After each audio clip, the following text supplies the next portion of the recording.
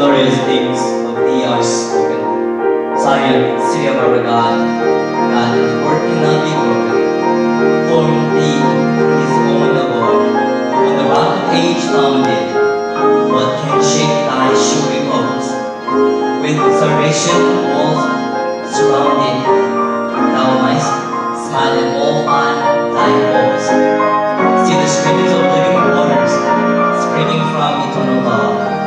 Wealth of life in thy sons and daughters, and all fear of want remove. Who can faint while such a river ever flows? And thirst assuage.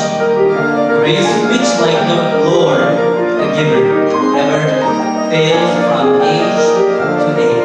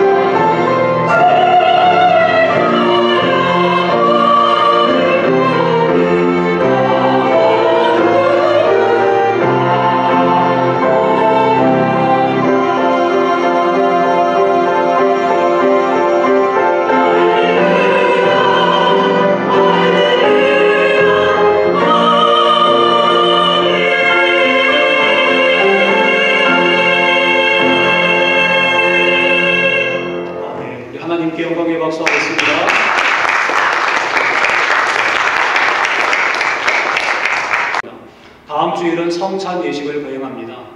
우리가 경건하게 기도로 은혜로운 예식을 준비했으면 좋겠고요. 그리고 수원 시립합창단 예일대 공연이 내일 있습니다. 그래서 제가 이 담당자가 또 메일을 보내왔더라고요. 뉴욕에 보도록 하겠습니다. 시작. 여호와께서 자기를 위하여 경건한 자를 택하신 줄을 너희가 알지어다.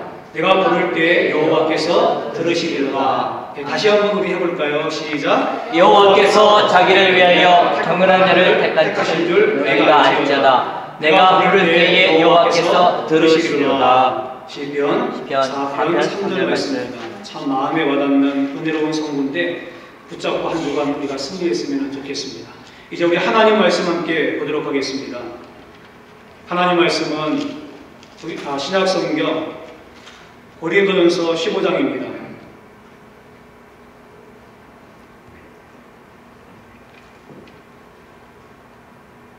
고린도전서 15장 9절 말씀과 10절 말씀입니다. 고린도전서 15장 9절 말씀과 10절 두 절 말씀인데 우리가 같은 목소리로 함께 읽을 때 성령께서 말씀 가운데 감동해 주실 줄로 믿습니다. 같이 읽겠습니다. 시작. 나는 사도 중에 지극히 작은 자라. 내가 하나님의 교회를 핍박하였으므로 사도라 칭함을 받기에 감당치 못할 자로라. 그러나 나에게 된 것은 하나님의 의로 된 것이니 내게 주신 그의 은혜가 헛되지 아니하여 내가 모든 사도보다 더 많이 수고하였으나 내가 아니요 오직 나와 함께하신 하나님의 은혜로다. 아멘. 잠시 기도하겠습니다. 존귀하신 하나님, 복된 주일 하나님 앞에 영광의 예배로 드리게 하심을 감사합니다. 이 시간에 우리의 마음을 엽니다. 사모함과 갈망으로 우리의 영혼의 문을 열어서 하나님께 신령과 진정으로 예배하며 주의 영광 앞에 서기를 간절히 영원합니다. 주님, 간절히 바라는 것은 우리 가운데 주의 영광의 임재가 함께하여 주시옵소서. 이사야가 성전에서 체험했던 하나님의 그 임재의 영광이 오늘 우리 예배 가운데 임하게 도와주시고 그 하나님을 느끼는 시간, 하나님의 음성을 듣는 시간, 하나님의 살아계심을 체험받는 복된 시간 되게 주여 은혜로 역사하시고 성령님 감동해 주시옵소서. 지난 36년 동안 저희 교회를 은혜 가운데 지켜주심을 진심으로 감사를 드립니다. 핫포도 한인 장로교회로 시작하여 이제 커네디컷 주사람 교회로 저희까지 인도하신 하나님 아버지, 앞으로의 모든 것도 주님의 뜻 가운데서 선하신 계획을 따라 하나님께서 이루실 것을 믿습니다. 순종하며 주의 길을 따라가는 저희가 되게 도와주시고 사명 가운데 충성하는 복된 공동체가 되게 은혜의 은혜를 덧입혀 주시옵소서. 주의 나라와 몸된 교회를 위해서 헌신하는 주의 종들을 기억하시고 하나님이 예비하신 은밀한 축복으로 저들의 삶 가운데 허락해 주시옵소서. 하나님 말씀 나누기 원합니다. 성령님 우리 가운데 감동하시고 말씀을 통하여서 하나님의 놀라운 역사를 체험하는 복된 시간 되게 해 주시옵소서. 예수님의 이름으로 감사하며 기도드리옵나이다. 아멘. 할렐루야. 이렇게 조용할 수가 있을까요? 할렐루야. 네, 살아계신 하나님께서 오늘도 우리와 함께 계시는 줄로 믿습니다. 지난 9월 28일 미국의 CNN을 비롯한 미국의 여러 매체에서 시각장애인 남성인 데이브 프로카와 씨가 지난 4년간 자기와 함께 키웠던 안내견인 사이먼의 참 감동적인 그 이야기가 매스컴을 통해서 미국의 전역에 보도가 된 것을 여러분도 아마 보신 줄로 압니다. 사연은 이렇습니다. 9월 23일 아틀란타에 사는 이 데이브라고 하는 사람이 4살 배기 아들 위를 데리고 유치원에 데려다주기 위해서 안내견과 함께 길을 떠났습니다.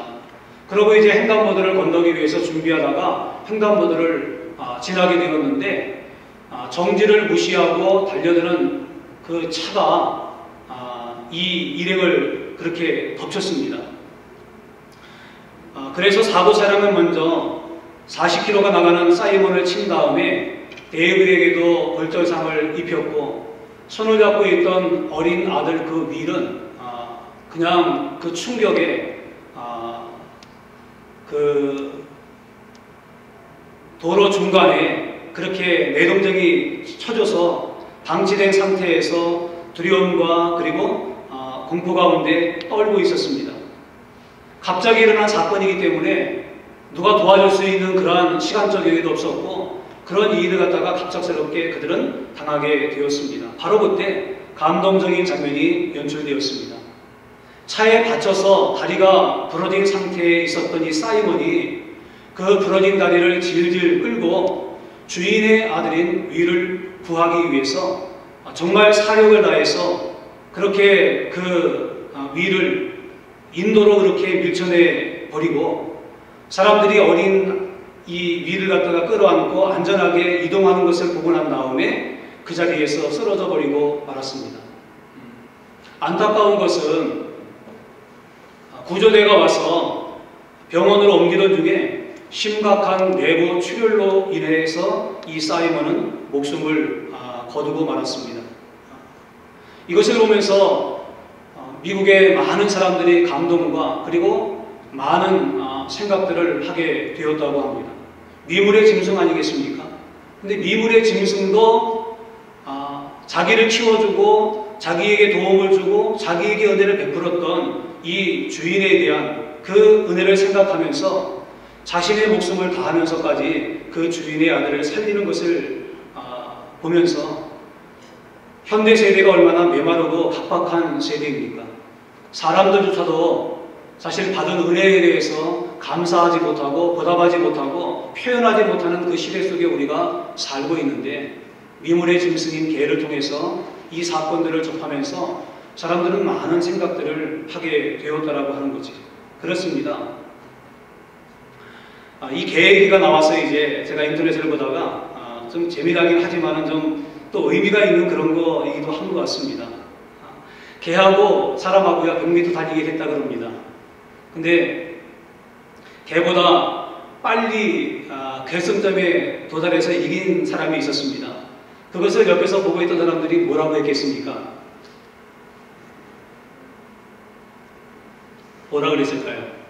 야, 저 사람 개보다 더한 사람이네. 그렇게 얘기를 했답니다. 이번에는 개하고 같이 들어갔어요. 그러니까 사람들이 뭐라고 그랬겠습니까? 예, 표현을 좀 잘해야죠. 예, 개 같은 사람이다. 그렇게 얘기를 했습니다. 근데 이번에는 개가 먼저 들어가고 사람이 뒤따라 들어갔습니다. 그러니까 사람들이 뭐라 그랬을까요? 개보다도 못하다. 예. 근데 이 개와 관계된 이 이야기는요, 배은망덕한 사람을 가르쳐 말할 때 우리가 흔히 사용하는 말인 줄로 압니다. 개보다 못하다라고 그렇게 매도할 때 사용을 하지요. 여러분 그렇습니다. 우리가 살고 있는 세상 가운데 관계 속에서 은혜를 기억하고 은혜에 감사하고 은혜를 표현하는 그러한 삶을 사는 사람도 많이 있습니다. 그런데 정반대의 삶을 사는 사람들도 많이 있는 것을 우리의 삶의 주변을 보면은 어렵지 않게 찾아볼 수가 있습니다. 여러분, 은혜라고 하는 것이 뭘까요? 우리가 신앙생활하면서 너무나 많이 들어왔고 익숙하고 알고 있는 이 은혜라고 하는 말, 은혜는요, 받을 자격이 없는 자에게 베푸시는 선물입니다. 전혀 받을 만한 자격이나 조건이 없음에도 불구하고 주어진 선물, 그게 은혜라고 하는 겁니다. 그리고 은혜는요, 대가를 바라고 주는 게 아닙니다. 그냥 거저 주는 겁니다. 그래서 은혜를 정말로 깨닫고 은혜를 안다. 그건 뭡니까? 내가 거저 받았다고 하는 것을 안다는 것과 같은 의미로 우리가 사용할 수 있다고 하는 것입니다. 그래서 좀 심한 표현일지 모르지만요, 은혜를 아는가 은혜를 모르는가가 사람 때문에 기준이고 조건이다라고 그렇게 말을 해도 틀린 말이 아닐 줄로 압니다. 은혜를 모르는 사람은 앞에서 말씀드렸던 것처럼 사람이지만 사실 사람의 전 인격적인 모습을 갖고 있다고 그렇게 말할 수가 없는 것입니다. 이 은혜에 대해서 성경은 우리 가운데 많은 부분을 얘기해 주고 있습니다. 그러면은 이 은혜, 우리가 은혜를 받고 살고 있는데 이 하나님의 은혜를 우리가 어떻게 이해하고 어떻게 받아들일 것인가? 예. 죄일로 쉽게 말하면은 구원받을 수 없는 우리에게 베푸신 하나님의 구원의 놀라우신 은총과 축복, 이것을 가리켜 우리는 은혜다 그렇게 얘기를 할 수가 있습니다. 프랑스의 세계적인 종교 개혁가인 칼빈을 여러분 아실 겁니다. 근데 칼빈이 지은 기독교 강연하고는 아주 많은 그 저서들이 있는데 그 많은 저서에 쓰고 있는 칼빈의 사상을요 단적으로 함축해가지고 말하라고 하면은 단 두 마디로 대답을 할 수 있습니다. 하나는요 인간의 전적인 타락이고 또 하나는 하나님의 불가항력적인 은혜다라고 그렇게 얘기를 할 수 있습니다. 이 말은 멀리 다른 사람을 가지고 우리가 생각하기보다는요 나를 보면 알 수 있습니다. 여러분 내 자신이 얼마나 연약한 존재이고 내 자신이 얼마나 타락하고 그 다음에 하나님 보시기에 얼마나 무기력한 존재이며 죄인인가라고 하는 것을 갖다가 우리가 부인할 수 없다라고 하는 겁니다. 우리가 조금만 생각하면은요 내가 어떤 존재인가를 어렵지 않게 발견할 수 있습니다. 여러분 우리가 어떻습니까? 우리는 사실은 마음 가운데 갖고 있는 것이 죄악이고 품고 있는 것이 사실은 죄의 덩어리밖에 되지 않는 그런 존재라고 하는 겁니다. 근데 이런 우리에게 하나님의 불가항력적인 은혜가 임했습니다. 그게 뭡니까? 십자가 사건이라고 하는 거죠. 내가 하나님 앞에 뭔가를 했기 때문에 준 게 아닙니다. 내가 남들보다 더 선행을 베풀거나 내가 남들보다 더 나은 것들이 있기 때문에 그 대가로 우리가 그것을 받은 것이 아니라고 하는 거죠. 나한테는 아무것도 없습니다. 하나님 앞에 내세울 것도 없고 하나님 앞에 드릴 것도 없고 하나님 앞에 내가 뭐 잘했다고 이렇게 내놓을 것이 아무것도 없다라고 하는 거죠.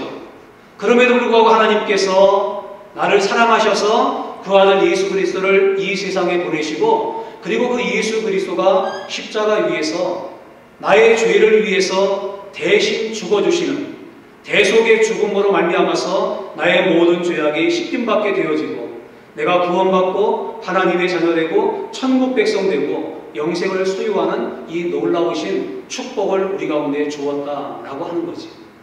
여러분 이것이 우리의 힘으로 우리의 의지로 우리의 능력으로 된 것입니까? 그렇지 않아요. 하나님의 전적인 선물입니다. 내 쪽에서 뭔가 액션을 취해 준 것이 아닌 하나님께서 자발적인 액션을 취하셔서 우리 가운데 절망 가운데 영원한 사망 가운데 있는 우리를 구원하시기 위한 하나님의 사랑의 표현이었다고 하는 거죠. 그래서 사도 바울은 그 유명한 에베소서 2장 8절 이하에 이런 고백을 하지 않습니까?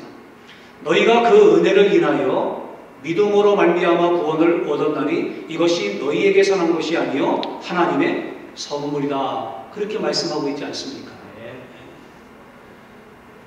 하나님의 이 놀라우신 은혜가 우리 가운데 선물로 주어졌다라고 말씀해 주고 있는 것입니다. 우린 이렇게 은혜를 받고 사는 사람들입니다. 근데 여러분 이 은혜를 우리가 언제 깨달을까요? 예수 믿지 않는 사람들에게 이 말을 하면 그게 무슨 은혜가 되냐라고 얘기를 합니다. 왜? 자기하고 별 관계가 없는 얘기라고 생각을 하기 때문에 그런 겁니다. 근데 여러분 이 하나님의 은혜를 정말로 은혜로 절감하면서 정말 나 같은 죄인을 위해서 하나님이 그 사랑을 베푸시고 그 불꽃 같은 사랑이 내게 임하였고 그리고 예수 그리스도의 그 사랑의 표현이 십자가를 통해서 이루어졌다라고 하는 이 하나님의 은혜를 우리가 언제 깨닫게 됩니까? 이 은혜는요 예수 그리스도를 만날 때 진정 알아지게 되고 깨달아지는 하나님의 신비한 비밀이라고 하는 겁니다. 예를 들면 이런 겁니다. 우리가 전에 신앙생활했던 베다니 교회 있지 않습니까? 베다니 교회 여러분 밖에서 보는 거하고 안에서 보는 거하고 많이 차이가 나죠. 그 중에 하나가 뭐냐면은 밖에서 볼 때는 유리창이 그냥 셀로판지로 이렇게 그냥 붙여 있는 것처럼 보입니다. 그 안에가 잘 안 보이지 않습니까? 그 안에 뭐가 있는지 잘 모르잖아요. 그냥 밖에서 보면 시커멓고 그냥 색깔 있는 것처럼 보이지요. 근데 여러분 문을 열고 그 안에 들어가면은 그 창문을 통해서 여러분에게 찾아오는 광경은 어떤 겁니까? 놀라움이죠. 감동 아닙니까? 그게 뭡니까? 유리창마다 다 뭐로 되어 있습니까? 성화로 가득 차 있는, 스테인글라스 거기에 성화가 가득 차 있는 모습들을 우리가 보지 않습니까? 그래서 베다니 교회를 보면은요, 사실은 한편의 설교보다 아주 미사용어를 사용하는 그런 말보다요, 그 베다니 교회에 있는 그 성화들 있지 않습니까? 그 성화를 쫙 한번 살펴보면은 그게 바로 복음인 거예요. 그 안에 십자가가 있고, 그 안에 하나님의 사랑이 있고, 그 안에 지금 우리 가운데 역사하시는 놀라운 그 섭리가 그대로 그냥 깃들여 있지 않습니까? 무슨 말씀을 드리고 싶냐면요, 밖에 있을 때는 몰라요. 내가 예수 그리스도를 만나지 않을 때는 하나님의 은혜가 나와 관계없습니다. 예수님의 십자가 사건이 나와 관계가 없어요. 하나님이 나를 사랑했다고 말하는데 그 사랑을 내가 느끼지는 못하겠어요. 근데 밖에 있을 때에는 건물의 내부를 확실히 모르기 때문에 별로 느끼지 못하지만은 그 문을 열고 안으로 들어가면은 신비롭고 그리고 아름다운 장면과 만나는 것과 마찬가지라고 하는 겁니다. 이게 뭡니까? 예수 그리스도를 내 마음 가운데 구주로 영접하는 순간 나의 영혼의 문이 열리고 하나님의 영적인 세계를 바라볼 때 비로소 은혜가 바로 이런 거구나. 하나님이 나를 얼마나 사랑하셨는구나. 이거는 100마디 1000마디의 말보다 내 가슴을 치고 내 가슴 가운데 말씀하시는 이 하나님의 사랑의 메시지로 인한 감동과 감격과 눈물이 주체할 수 없이 우리 가운데서 흘러내린다라고 하는 것입니다. 그렇습니다. 그래서 어떤 목사님이 그런 설교했는데 제가 아직도 마음에 남습니다. 오래전에 들었던 설교인데요, 누구든지 예수 그리스도를 만나면은 그 인생이 해석된다는 그 얘기를 하셨어요. 과거의 사건들, 지금 내 삶 속에서 일어나고 있는 것들이 왜 그랬는가? 그전에는 몰랐고 그전에는 닫혀 있었는데 예수 그리스도를 만나니까 그 사건이 이해가 되고 그 사건이 해석이 되더라는 겁니다. 바로 이런 거였구나. 하나님이 나를 사랑하셔서 이렇게 하셨구나. 그때도 느끼지 못했는데 하나님의 사랑의 손길이 나를 붙잡고 있었구나 라고 하는 것들을 깨닫게 되어지면서 하나님의 은혜에 대해서 감사하게 되더라고 하는 이야기입니다. 우리가 오늘 읽었던 이 본문의 말씀은 사도 바울의 생애 가운데 정말로 마음으로부터 저 깊은 곳으로부터 그렇게 하나님 앞에 드려지는 진솔한 감사의 고백인 것을 말씀해 주고 있습니다. 오늘 본문의 말씀 보면은 뭐라고 말합니까? 10절 말씀 보니까 그러나 나의 나된 것은 하나님의 은혜로 되는 것이니 라고 고백해 주고 있지 않습니까? 이게 그냥요, 남들이 뭐 얘기하니까 그냥 겸손하게 나는 아닙니다. 그냥 하나님의 은혜입니다. 속으로는 나도 좀 했거든요. 나도 열심히 했습니다. 그러니까 좀 알아주세요. 그렇게 그냥 자기 마음하고 말하는 거하고 따로가 아니라고 하는 거죠. 그냥 립서비스 해주기 위해서 그렇게 하는 말이 아니라 자기의 마음으로부터 밖으로 흘러져 나오는 진정 어린 하나님 앞에서의 고백을 지금 사도 바울은 드리고 있는 것입니다. 나의 나된 것은 하나님의 은혜입니다. 이 말 속에 엄청난 비밀과 사도 바울이 갖고 있었던 그 영적인 신비로움이 담겨 있는데, 특별히 세 가지 영역 가운데 사도 바울은 나의 나된 것은 하나님의 은혜입니다 라고 얘기를 합니다. 첫 번째는 자기의 과거의 삶을 돌아볼 때 그것도 하나님의 은혜였구나 라고 하는 것을 느꼈다는 거죠. 우리가 아는 대로 사도 바울은요, 길리기아 다소라고 하는 지역에서 태어난 사람입니다. 그러니까 정통 예루살렘 본거지 사람이 아닙니다. 디아스포라입니다. 흩어진 유대인들. 부모가 그랬다는 겁니다. 그래서 예루살렘과는 먼 거리에 있는 변방에서 그렇게 태어났습니다. 그러면서 이 사도 바울은요, 두 가지의 문화를 접하게 됩니다. 하나는 그 부모가 가졌던 히브리적 문화, 그리고 또 하나는 그가 살고 있던 그 환경 속에 있었던 헬라 문화.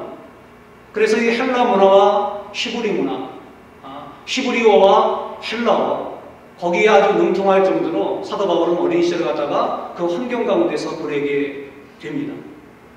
근데 여러분, 이 헬라 문화와 히브리 문화가 함께 공유된 그것을 갖다가 섭렵해서 갖고 있었던 사도 바울이 어떻게 쓰임 받습니까?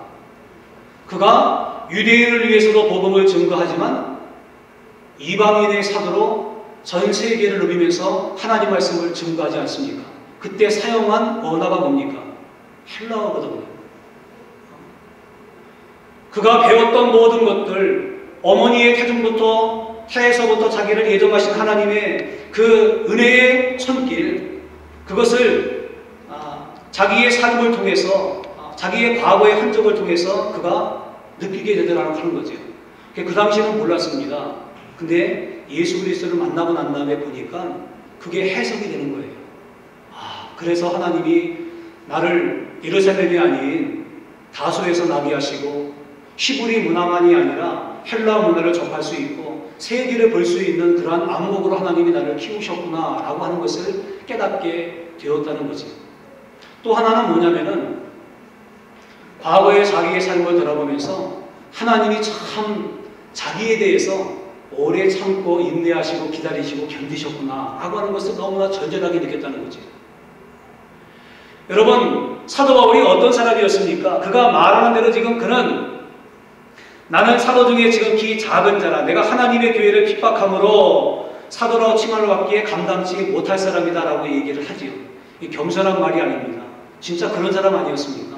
예수 믿는 사람 핍박하고 예수 믿는 사람 잡아다가 옥에 가두고 예수 믿는 사람들 그 죽이는 게 앞잡이로 섰던 사람이 바로 이 바울 아닙니까?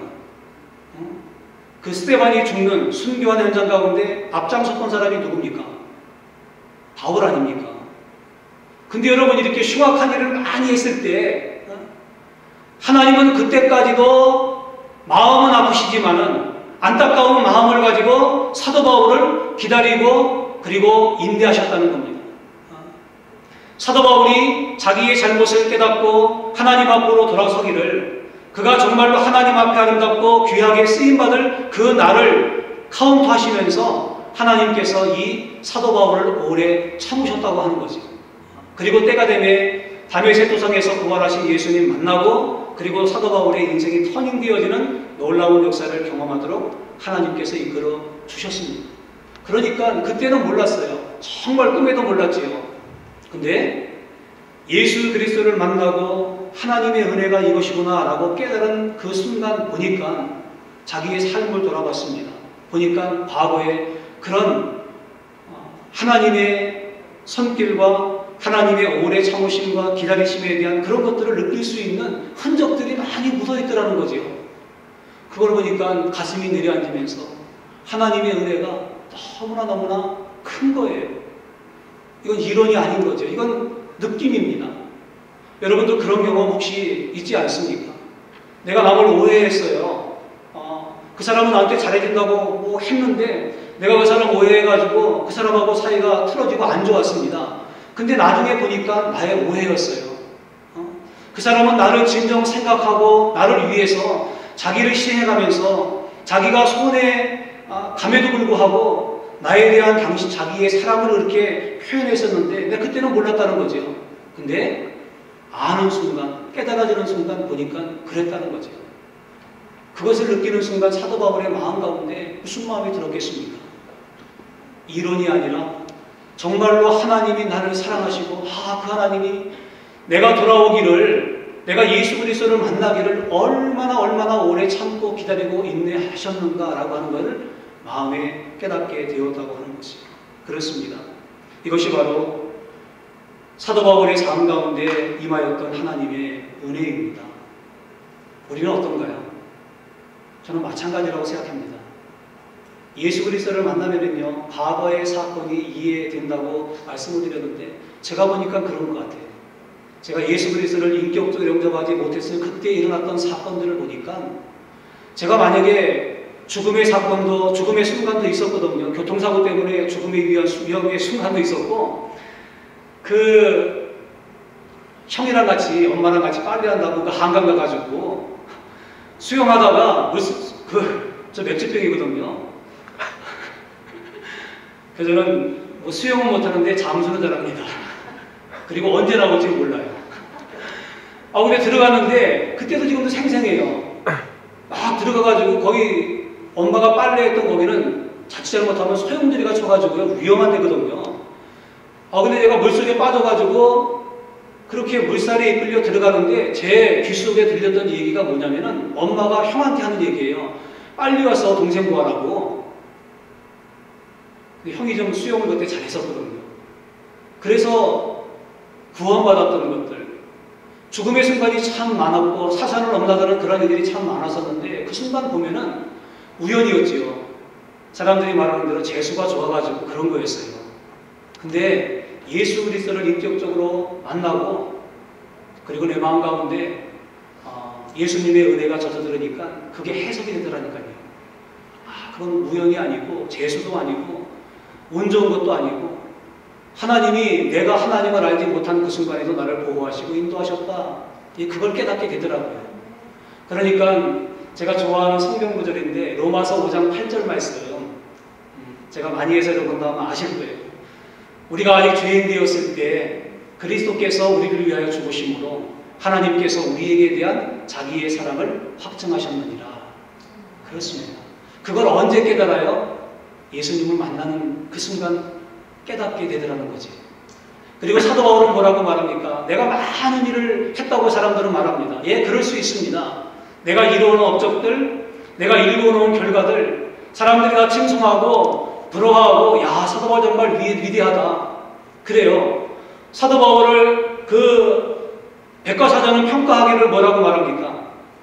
여러 백과사전이 사도 바울에 대해서 얘기하면서 하는 얘기가 공통적인 그 내용이 있습니다. 그는 세계의 지도를 바꿔놓은 사람이다. 그렇게 평가합니다. 얼마나 위대한 사람입니까? 그의 선교 사역, 그가 행했던 하나님의 놀라운 역사들. 근데 사도 바울은 뭐라고 말합니까? 그 모든 것도 내가 한 것이 아니요 하나님의 은혜다라고 말을 합니다. 내 인간적인 힘과 능력과 특출남과 독특함을 가지고 한 것이 아니라 하나님의 은혜가 내 안에 있었기 때문에 내가 그 일을 한 겁니다 라고 그렇게 고백하더라는 거지. 그건 여러분 과장의 고백이 아니었습니다.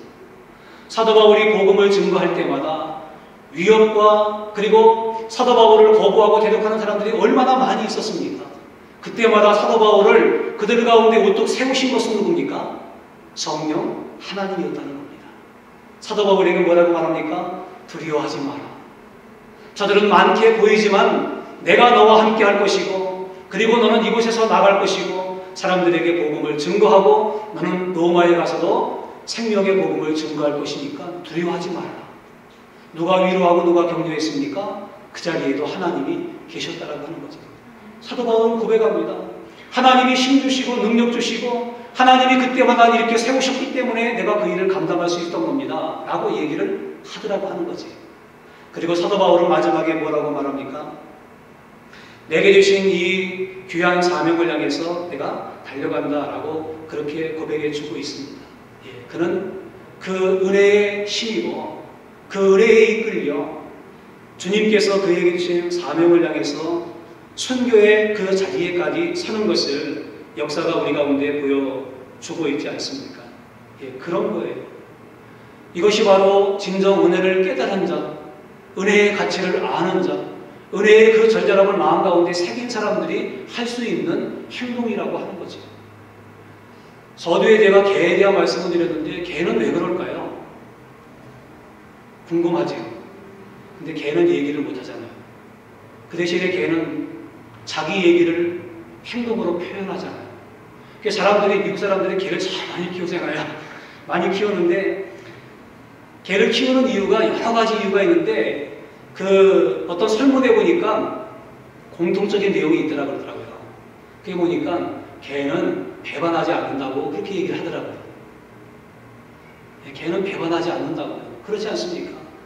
여러분 개 키우면서 때로는 말 안 들으면 막 때리잖아요.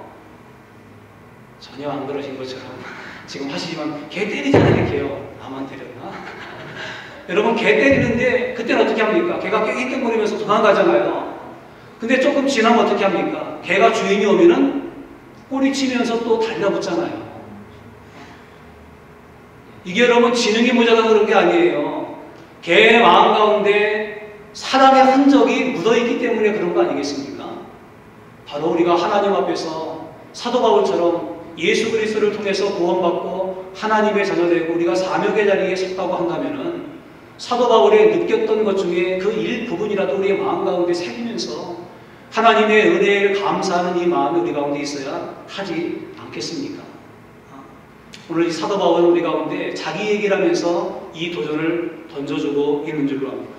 한 가지의 예를 드리고 마치죠. 제가 그 인터넷 자료에 서치를 하다가 우연히 본 건데요. 그 태국의 휴대폰 회사의 감동적인 광고 영상이 유튜브를 통해서 뜬 것이 있습니다. 여러분 보신 적 있습니까? 9월 11일까지 1200만이 돌파됐다 그래요. 그 내용은 얘기하면 그냥 쉬운 내용입니다. 그 영상은 뭐로 시작되냐면요. 가난한 소년이 약을 훔쳐가지고 붙잡히는 장면부터 시작됩니다. 그 약을 훔쳐갖고 나오다가 주인한테 걸린 거예요. 그래가지고 주인한테 막 야단을 맞습니다. 어떻게 이런 걸 훔쳐갈 수 있냐 막 그러면서 그 가게 주인이 물어본 거예요. 이런 걸 어디에 쓰려고 이렇게 도둑질했냐고 막 그러면서 소년에게 소리를 치는 거예요. 근데 이 소년이 고개를 숙이면서 작은 목소리로 얘기하기를 엄마에게 주려고요 라고 한마디를 던집니다. 병에 걸린 어머니를 위해서 약을 훔친 거예요. 그런데 이 야단받고 있는 소년을 갖다가 우연하게 옆에 있는 식당 주인이 보게 되었습니다.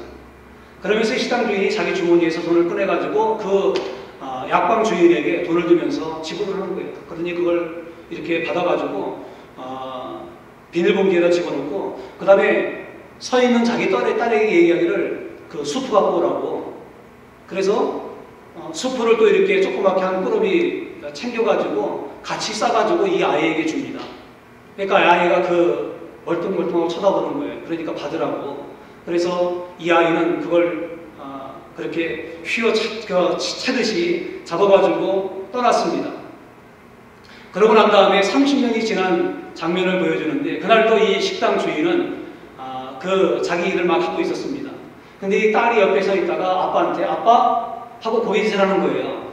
보니까 그 앞에 거린이 서가지고 좀 도와달라고.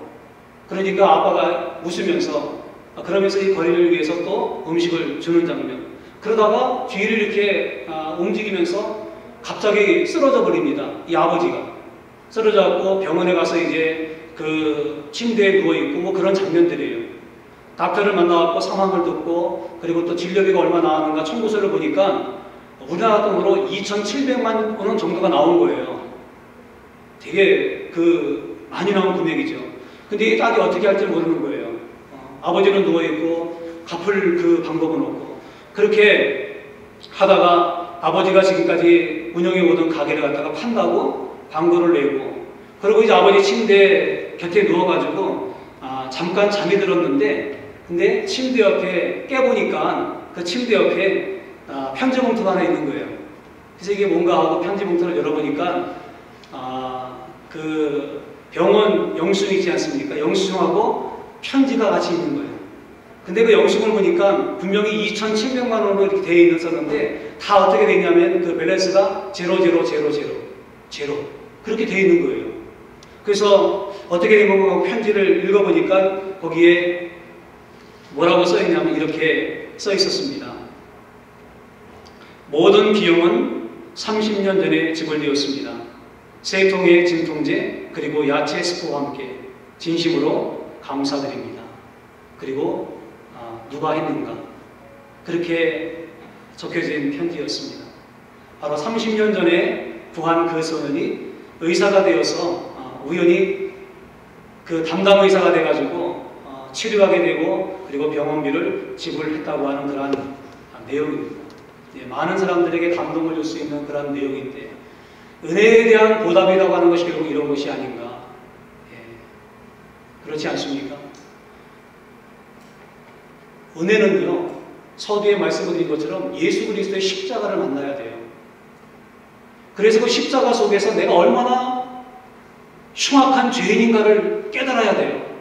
그 죄 때문에 내가 영원한 사망과 멸망으로 갈 수밖에 없는 존재였다는 사실을 내가 알아야 돼요. 그때 비로소 절망 가운데 있던 나를 향해서 생명의 한 줄기 빛이 하나님으로부터 나에게 임하여 그 십자가 사건을 통하여 내가 죄사함 받고 구원받고 하나님의 자녀가 되었다고 하는 이 놀라운 사실을 깨달을 때만 이게 하나님의 은혜구나, 이게 하나님의 사랑이구나, 나 같은 자를 위해서 하나님이 왜 이렇게 하셨을까, 난 도저히 이해하고 도저히 내가 수용할 수 없는 이 하나님의 놀라운 사랑을 우리가 만나게 되는 줄로 믿습니다. 창립 36주년을 지나합니다.